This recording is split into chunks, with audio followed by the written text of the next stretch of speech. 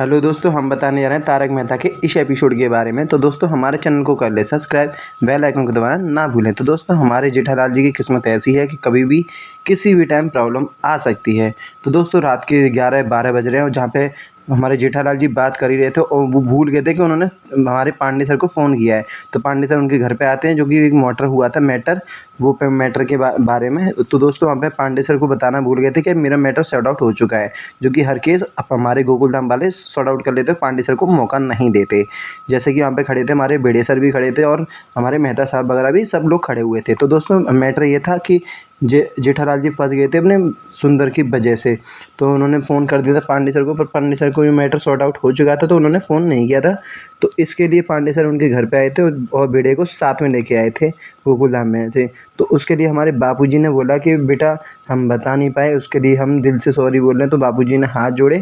तो हमारे जो पांडे सर हैं वो बड़े लोगों की बहुत ज़्यादा इज़्ज़त करते हैं, क्योंकि एक तो बूढ़े बड़े लोग हैं तो उनके पिताजी के समान होते हैं। तो हमारे पांडे सर बोल रहे हैं कि बाबूजी आप हाथ मत जोड़ो, क्योंकि मैं बड़े लोगों का बहुत सम्मान करता हूँ और आपका तो खासकर ज़्यादा सम्मान करता हूँ।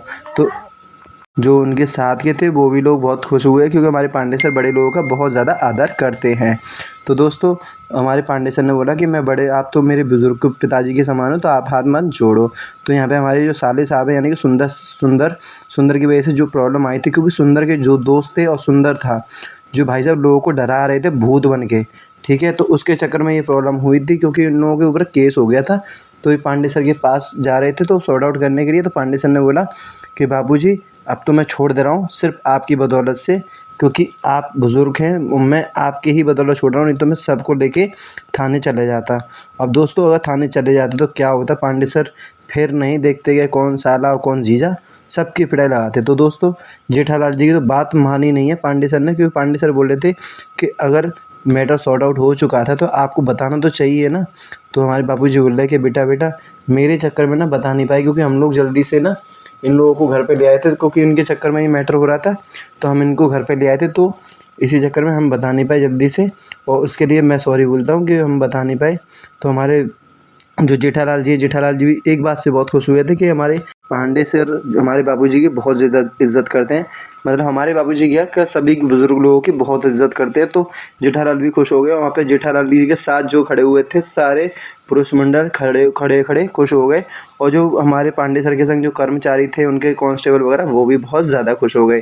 तो दोस्तों ये सबका फ़र्ज़ बनता है, चाहे कोई भी पुलिस वाले हों, सब लोगों का आदर बनता है कि बड़े लोगों का आदर करें, चाहे बुज़ुर्ग हों चाहे किसी के भी बुज़ुर्ग हों, सबका आदर करें। तो दोस्तों वो बच गए, तो इस वजह से सब लोग धूमधाम से हंसने लग गए और हाथ जोड़ने लग गए। और वहाँ पे टिपेंद्र भी थे, यानी कि हमारे टप्पू सेना टप्पू भी थे। तो दोस्तों सब हल्ला मचाए थे। तो हमारे जो बाबूजी और वो पांडे सर हैं वो ज़ोर से चिल्लाते हैं कि चुप हो जाओ, चुप हो जाओ। ये सिर्फ अगर बचे हैं ना तीनों के तीनों सुंदर और सुंदर के दोस्त, तो सिर्फ और सिर्फ बाबूजी की वजह से है। और इस चीज़ का ज़्यादा खुशी मत बनाओ, नहीं तो मैं अभी ले जाऊँगा तुम्हें रख के। सिर्फ मैं बाबूजी की बदौलत तुम्हें छोड़ रहा हूँ। तो दोस्तों ये बाबूजी के ऊपर सारी चीज़ें केस छूट गया है। और दोस्तों नेक्स्ट वीडियो में देखने के लिए आप हमारे चैनल को कर लें सब्सक्राइब। Thank you.